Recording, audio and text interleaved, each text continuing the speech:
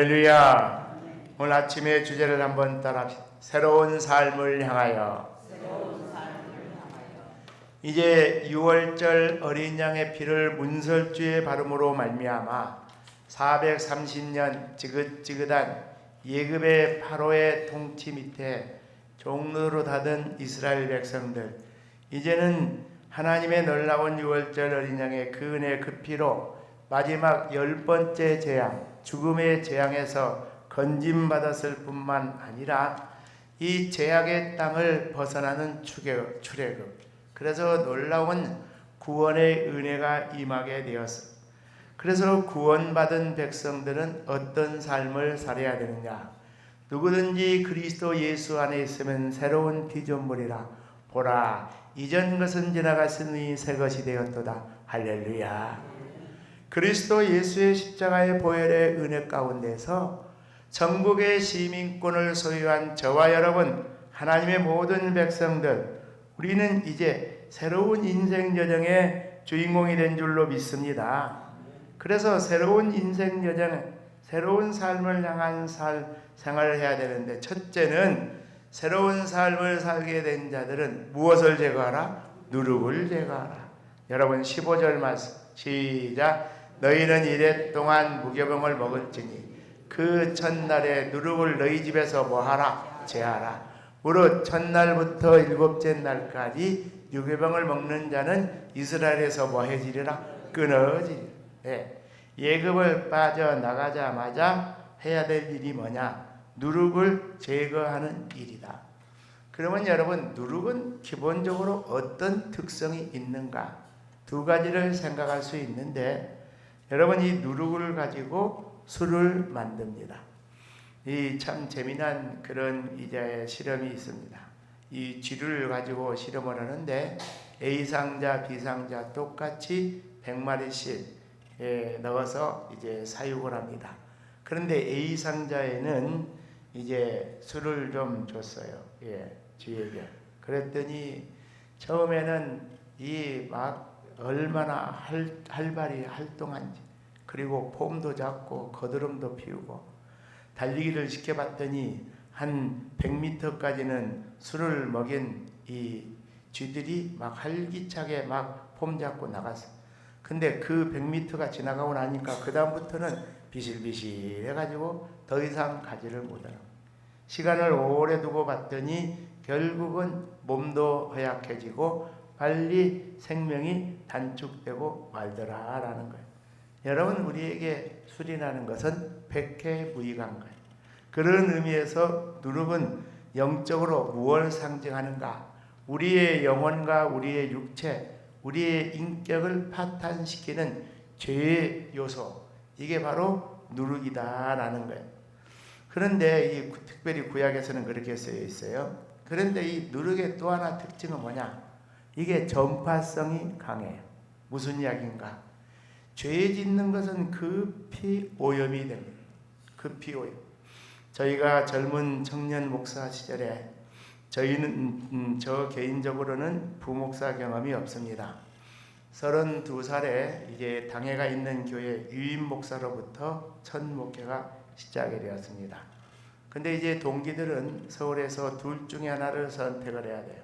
개척을 하든지 아니면은 이제 좀 규모 있는 교회 부목사를 하든지.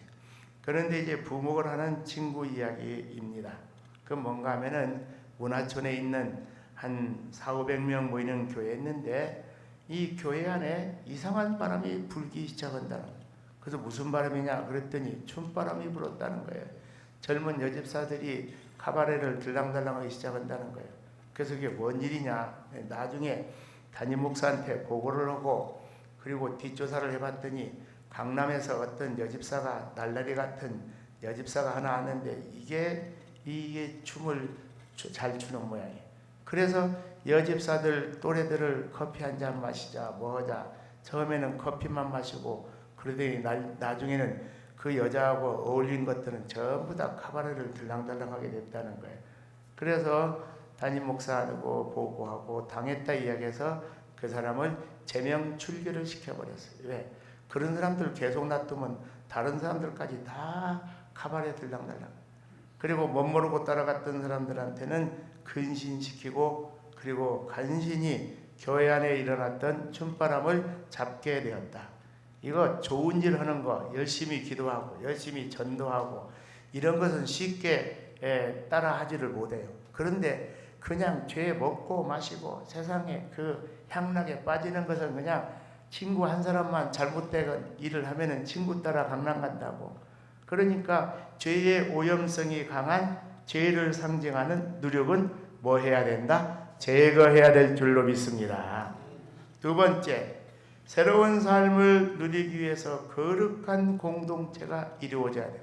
여러분 16절 말씀 시작. 너희에게 첫날에도 무엇요? 성회요. 일곱째 날에도 뭐예요? 성회. 자, 성회는 뭘 말하는가? 이것은 바로 이 거룩한 공동체 Assembly of God 해서 하나님의 그 성도들의 모임의 공동체입니다. 신앙생활 하나님의 백성으로 부름을 받는 것은 제가 늘 강조하지만 person to person 1대1로 하나님의 백성으로 부름을 우리 아버지가 굉장한 한국교회 영적인 거성이 나고 그 아들이 그 손자가 자동으로 예수 믿는 거 아닙니다. 예수를 믿는 거 물론 신앙의 영적인 유산이 중요하긴 합니다만은 그러나 근본적으로 신앙이라는 것은 하나님께서 1대1로 개인적으로 하나님의 콜링 부르심 앞에서 세상에서 뛰쳐나와서 하나님의 백성 되는 줄로 믿습니다. 할렐루야. 근데 그 하나님의 백성들의 건강한 영혼의 성장과 믿음의 성장은 무엇을 통해서 이루어지느냐? 성회, 어셈블리 오브 갓, 하나님의 교회 총회의 그 공동체, 이게 굉장히 중요합니다. 여러분, 불로 응답을 받았던 엘리야, 그 엘리야 선지자가 어찌하여 노된 나무 그늘 아래 번아웃 완전히 지쳐가지고 하나님 나를 좀 데려가 주십시오 라고 그런 엄청난 영적 침체의 늪에 빠지게 되었어요. 중요한 포인트가 하나 있어요. 나 혼자 남았습니다. 다 아세라에게, 다 이방 바알에게, 우상에게 무릎을 꿇고 나 혼자 남았습니다. 자기 혼자 남았다 그러니까 그를 치유시키는 우리 하나님의 응답의 방법이 뭡니까? 너 혼자가 아니야. 바알에게 무릎을 꿇지 아니한 몇 명을 줬다? 7,000명이 있다. 할렐루야. 이 교만해가지고 엘리야의 눈에 그 7,000명이 안 보였던 거예요. 메시아 그런 사상에 빠져 자기가 굉장한 신앙의 영적인 우상, 우월주의 교만에 빠져갖고 동역자 7,000명이 안 보이니까 영적인 침체에 빠졌던 거예요. 그러므로 여러분, 우리가 이 새로운 인생으로 천국의 백성으로 저 영광스러운 천국에 입성하기까지 우리의 영혼과 우리의 믿음이 쑥쑥 성장하고 침체 늪에 빠지지 않기 위해서 거룩한 성에 예배 생활에 집중하기를 주의 이름으로 축원합니다. 여러분, 기도도 홀로서 하는 기도도 필요하지만 그러나 병이 낫기 위하여 어떻게 기도하라? 서로 기도하라. 의인의 강구에 역사하는 힘이 큰 힘이라. 할렐루야. 영적인 시너지가 필요하다라는 거예요. 그런 의미에서 새벽을 깨우며 새벽마다 나와 열심히 기도하는 우리 기도의 동역자들, 여러분들의 기도 가운데 합력하여 하나님께 간구하는 기도 가운데 성령의 은혜의 능력의 불이 붙기를 주의 이름으로 축원합니다. 세 번째는 새로운 삶을 살기 위해서 하나님의 은혜를 기억해야 된다. 17절 말씀 시작. 너희는 무교절을 지켜라. 이날에 내가 너희 군대를 애굽 땅에서 인도하여 내었습니다. 그러므로 너희가 영원한 규례로 삼아 대대로 이날을 지킬지. 중요한 말씀은 너희가 어떤 규례? 영원한 규례. 유월절을 지키고 무교절을 지키는 것이 그들 당대에 끝나는 것이 아닙니다.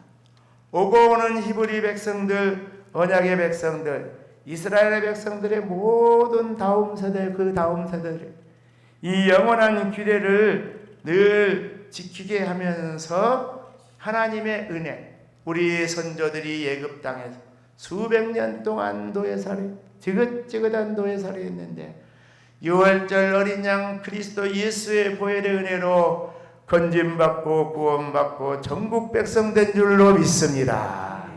이걸 잊어서는 아니 된다라는 말씀을 마무리 짓는 교훈적 적용 두 가지. 첫째는 뭐냐?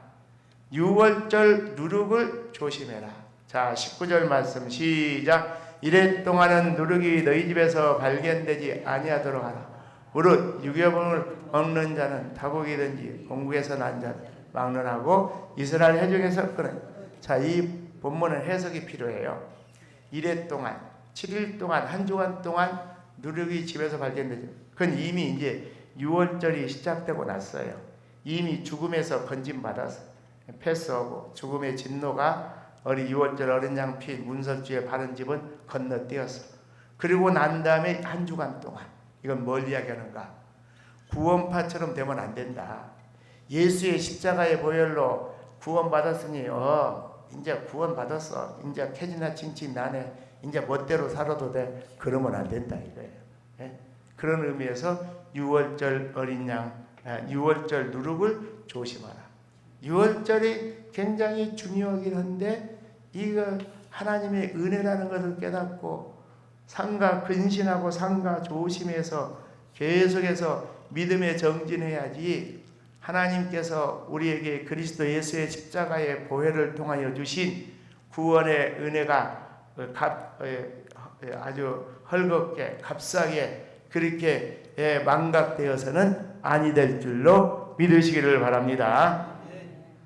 두 번째 교훈적 적용, 무교절을 지키는 순종의 삶이 요청됩니다. 자, 여러분 20절 말씀 시작. 너희는 아무 유교벌이 먹지 말라. 너희 모든 유하는 것은 뭘 먹을지니라. 무교병을 먹을지. 한 가지 물어봅니다.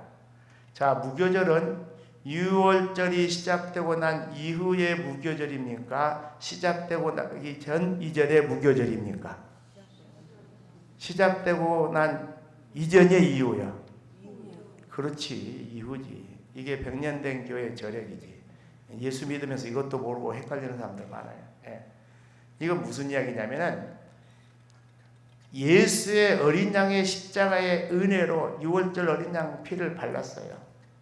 그런 다음부터는 이제 누룩을 다 제거해 버리니까 떡을 누룩 있는 떡을 못 먹고 누룩 없는 떡을 먹으니까 그게 무슨 병이에요? 그게 무교병이에요. 그게 그 다음부터는 그러니까 이게 우리가 구원받는 게 우리의 공로가 아니에요. 예수님의 그 보혈의 은혜 가운데 구원받은 줄로 믿습니다. 근데 중요한 것은 구원받고 난 이후에는 죄를 멀리할지어다.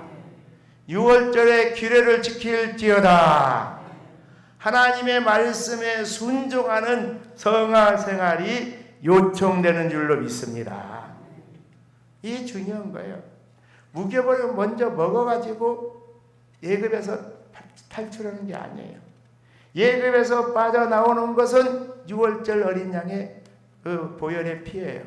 근데 6월절이 시작이 돼가지고 이제 죄 문제 해결되고 난 그 다음부터는 죄를 멀리하는 무교병을 먹어야 될 줄로 믿습니다. 6월절 어린 양의 규례를 지켜야 될 줄로 믿습니다. 그래서 우리가 죄를 물리치고 하나님의 백성답게 살기 위해서, 다른 말로 말해서 성화 생활을 위해서 필요한 것이 뭐냐? 따라합시다. 순종인 줄로 믿습니다. 뭐예요? 순종이 순종. 예. 재미난 이야기가 있어요. 항해도에 어느 부자가 자식이 없는데 죽을 때가 됐어요. 그래서 멀리 친척들은 있고 조카는 있는데 멀리 있는 조카보다 나를 부모처럼 섬긴 그 종들이 나에게는 자식이 아니겠는가. 근데 너무 큰 부자가 되다 보니까 종이 한둘이 아니에요. 엄청나게 많아요. 물론 또 친척들 그에게도 재산을 물려줘야 되지만 한 적어도 3분의 1 정도는 나를 부모처럼 잘 섬긴 종들에게 내 재산을 나눠줘야겠다. 그래가지고 재산의 3분의 1을 처분해가지고 돈 박스를 크게 갖고 왔어요. 그런 다음에 벽지를 갖고 왔어요. 그리고 뭐라고 했냐면 앞으로 오늘 하루 종일 벽집을 이렇게 해야 되는데 나에게 당신들에게 나눠준 그 분량만큼 하는데 문제는 뭐냐, 너무 굳게도 말고 이렇게 좀 약간 얍스름하게 하는데 또 그렇다고 너무 얇게도 말고 꼭 요대로 하라고 나눠줬어요. 그런데 대부분의 모습들은 빨리 벽집 분량이 있으니까 빨리 끝내고 놀라고 그냥 주인이 이야기해준 말 전혀 신경 쓰지 않고 굳게 몽땅 벼를 가지고 이렇게 막 손가락 굵기보다 더 굵게 했어요. 그런데 아주 진실한 그 종은 하다가 조금 굵은 것 같으면 다시 풀고 다시 빼고 다시 하고, 그래서 주인이 하라는 그대로 얇게 했어요. 그 다음에 해가 질 때쯤 되니까 다 모았어요.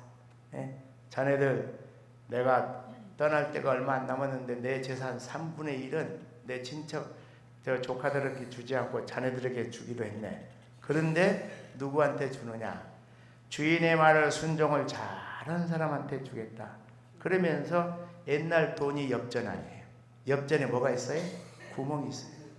여기서 내가 꼬란 대로 꼰 사람들은 이게 너무 얇아서 동전이 떨어지지도 않고 너무 두꺼우면 동전 안에 들어갈 수 있어요? 없어요? 없어.